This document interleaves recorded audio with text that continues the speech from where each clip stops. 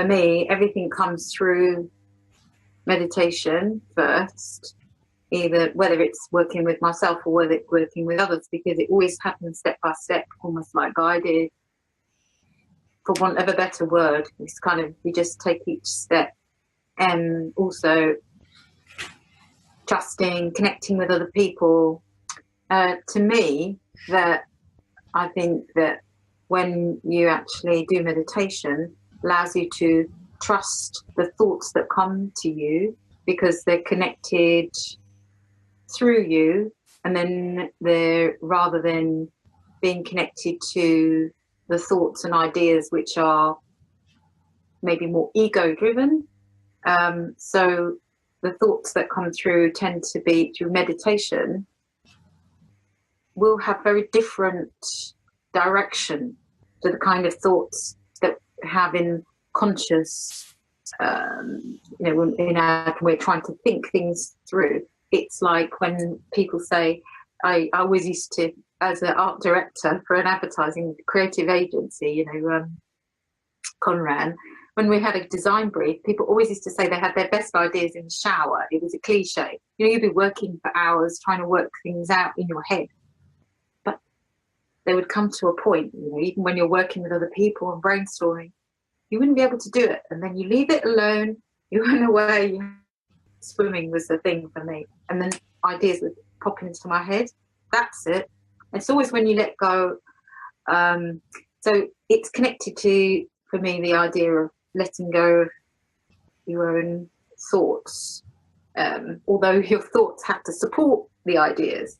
So I don't know, if that explains. But also that through meditation, although that is a private process, yet you are also connected to a very much bigger energy.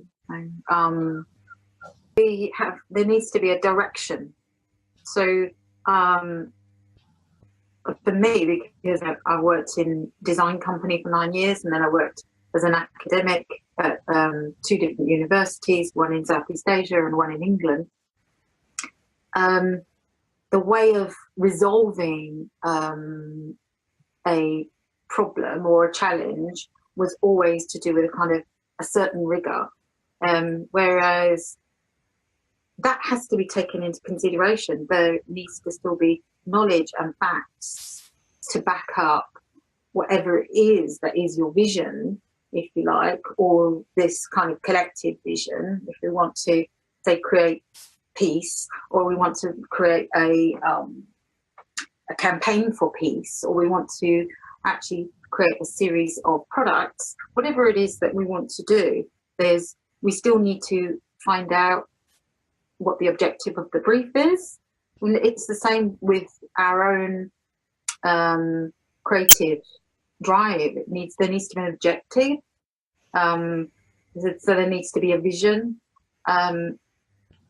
And I also believe that needs to also be underpinned by a connection to other people, because when it becomes too attached to your own self,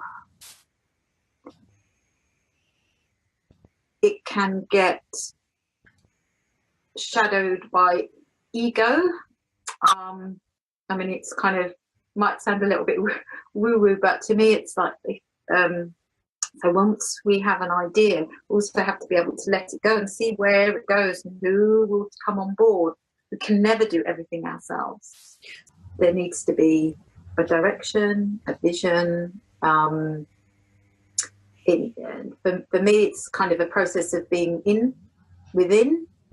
Creativity for me is to do with creating vision for yourself, creating, through that connection, your steps, what's next, a purpose, and then there is also the community aspect, which is always important to me.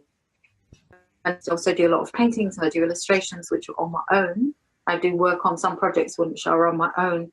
I always am connected to projects which are bigger than me as well, because they give me the energy that I need to be able to take whatever steps I need to take. Somehow, when I'm connected to that, the community aspect, again, different answers come along, other people take on different responsibilities. It doesn't matter whether there's money or no money, you know, that's another thing. I think if there is a vision, people will come on board for whatever reason. Sometimes it is the reason of money. Sometimes that's one of the reasons. Sometimes the reason is that that is very, very powerfully connected to that other person's soul purpose. So as you step into your soul purpose and you do something that is really, for you, it's effortless because it's who you are, you know. And then when you are brave enough to show that part of yourself, because there is often bravery involved as well, because we're always second doubting ourselves. There's not a single one of us who doesn't. Then I think it's at that point where we have to step forward and allow it to bloom, in a sense, in its own way within the community, and other people go, well, you know, that's my talent and that's my skill, and I can, and people can actually start shining. Different other people can shine, in a sense, but also take ownership. So I think there's something, it's a dance between listening to the inner self, listening to others, co-creating with others. And for me, the vision is always to do with lots of ideas which are to do with that when for every single person in this world stepped forward and started using their creativity, which was powered by their higher self, all sorts of amazing new solutions will start coming into this world. You know, we could all of a sudden start having cleaner energy, which is more available to all of us. And everyone might be actually living very, very different lives. So the choices that we make when we're actually tuned into our higher selves are quite different to the ones that when we're in our lower kind of sort of panic, how am I going to cope today kind of self. And there is not a single one of us who doesn't have both present. And, you know, I juggle with it a lot, and especially because the years that I had doing other professions before, where I had those values, and I shifted. It wasn't an easy shift, I have to say. It was quite a painful shift. And it took years and years of meditating every day. I did start meditating when I lived in Hong Kong. There was a different quality to the meditation when I was younger. I started when I was in my 20s. But then it was more to do with just chatting up my own chatter. So I used a lot of different things which involved more physical movements. I really like things like Qigong.